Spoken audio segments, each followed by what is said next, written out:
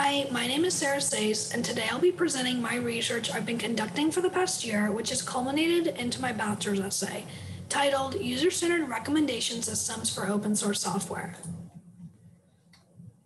So, a quick overview of this presentation. First, I'm going to start off giving some background on open source and reviewing motivations for creating this system. I'll then go on to explain the methods we use to create our system, and finally present our model evaluations and a summary of our findings. So to start, we have to understand what the nature of open source software is. This software is labeled as open source because the authors openly collaborate with others and allow copies and modifications to be made at no cost to the source code. You could think of this as a very large Google Drive, where there are hundreds or even thousands of people modifying these files simultaneously. While this may seem overwhelming, there are version control systems in place to keep this flow of code going, and one of which is GitHub, which is a host for these version control systems and these repositories, hosting over 43 million repositories. And this type of software development is attractive because it's flexible and more reliable than traditional software development.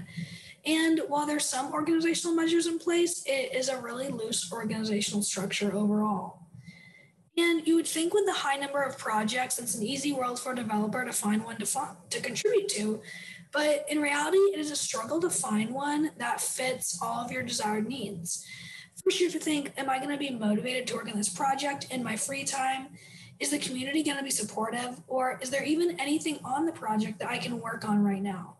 And while there are millions of projects out there, not all of them are going to be active, and not all of them are going to fit these needs. And while there is the side of the developer, there's also the side of the project and their need for developers to be recommended to them. So this really becomes a problem when it's a smaller project. And this study out of the Netherlands, they really focused on these 1,900 repositories on GitHub that were smaller and were at risk. And they focus on this metric called truck factor, which basically says how many members of a development team need to be hit by a truck for this development to come to a halt.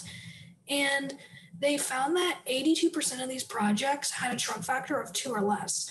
And what this is telling us is that all of these repositories are being managed by a very important few developers, and a lot of responsibility is being put on a couple of people. And this is really against the open source mantra. We want to distribute this responsibility as much as we can. And we really want to promote newcomers to contribute to this project. So the same study actually surveyed the developers that were working on these projects. Many of them were aware of the risks and responsibility they had to take on, and around half of them maintained software they use.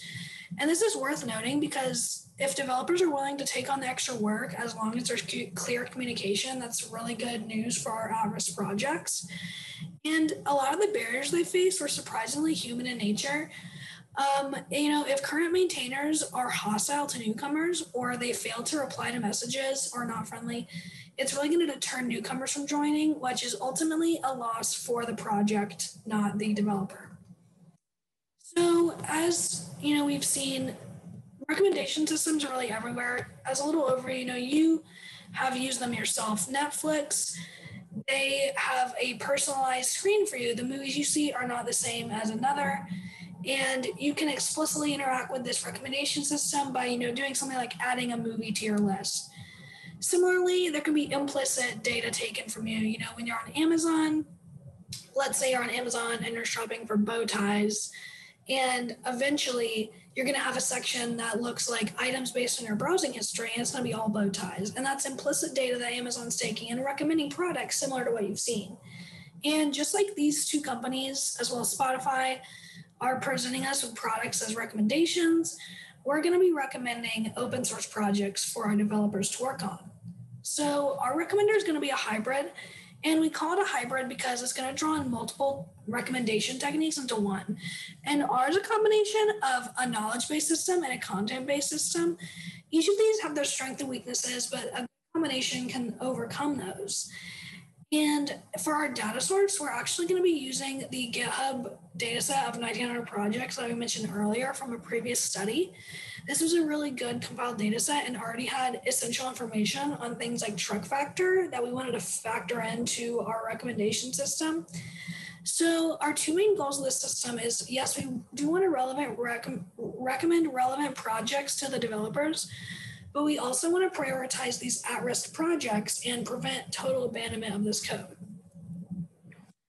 So the first part of our system is a knowledge-based system. And in this system, we're going to have information on both the product and on the user.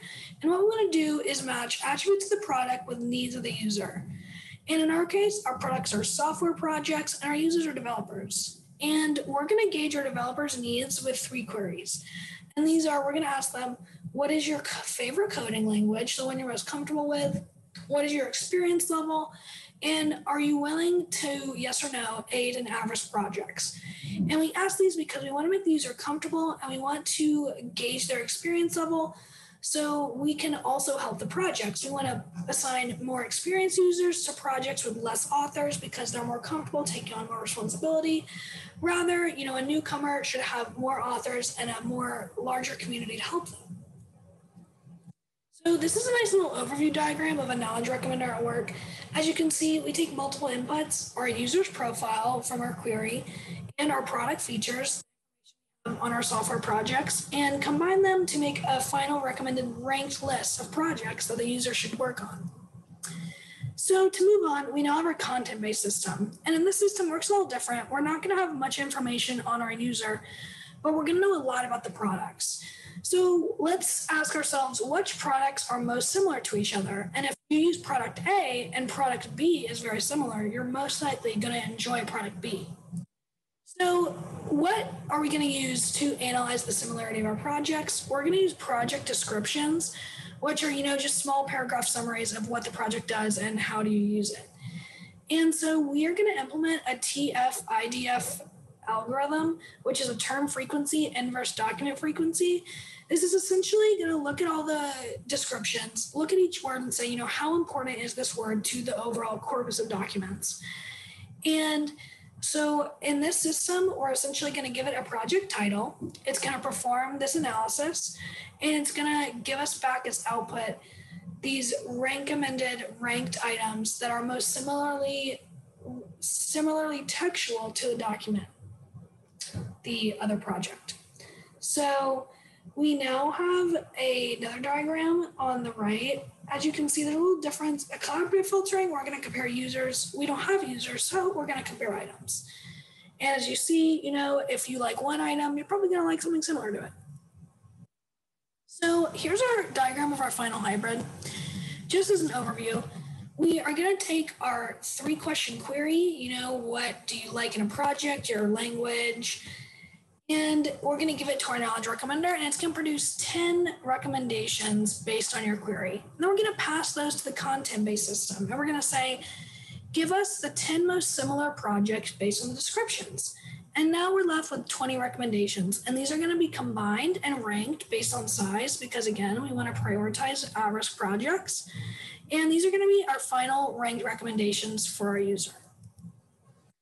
So we have to mention, how to evaluate our system. We are missing something that we need, and that is user ratings. As you can see on this diagram, these are the knowledge sources that we need to make these systems, and we're really lacking some user ratings. So we're going to create synthetic data of our users, and to generate realistic satisfaction scores for users, we're going to actually modify our user behavior based on different contextual attributes.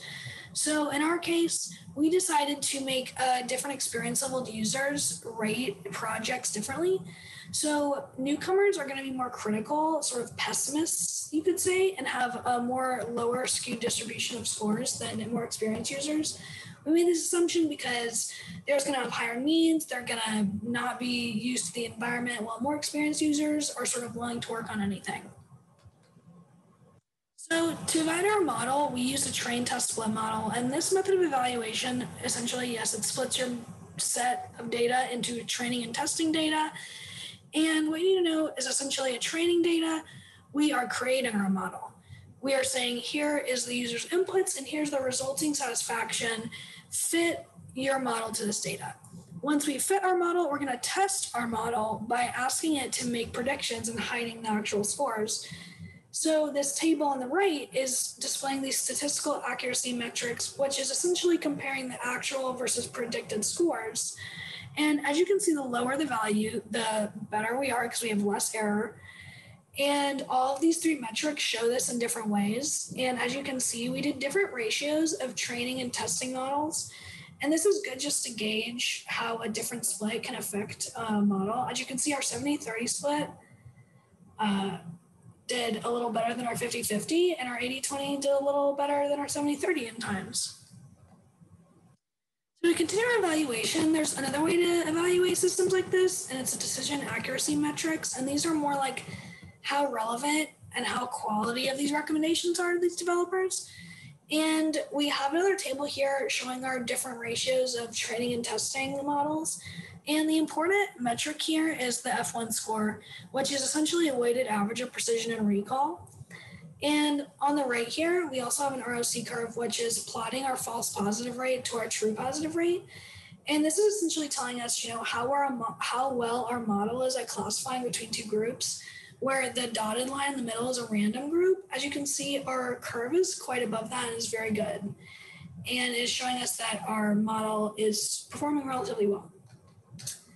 So in summary, we have created a hybrid recommendation system that's a combination of a knowledge and a content-based system. And while it was relatively accurate, it could have improved in precision and recall, but it was very effective in promoting smaller projects to developers very consistently. For future research, it would be very useful to have more GitHub project data along with user data to make more accurate recommendations rather than providing synthetic data. But overall, I was very happy with how this model performed. And I would like to end this presentation by thanking my colleague and mentor, Dr. Kris Ghosh of the and the Honors College. Thank you.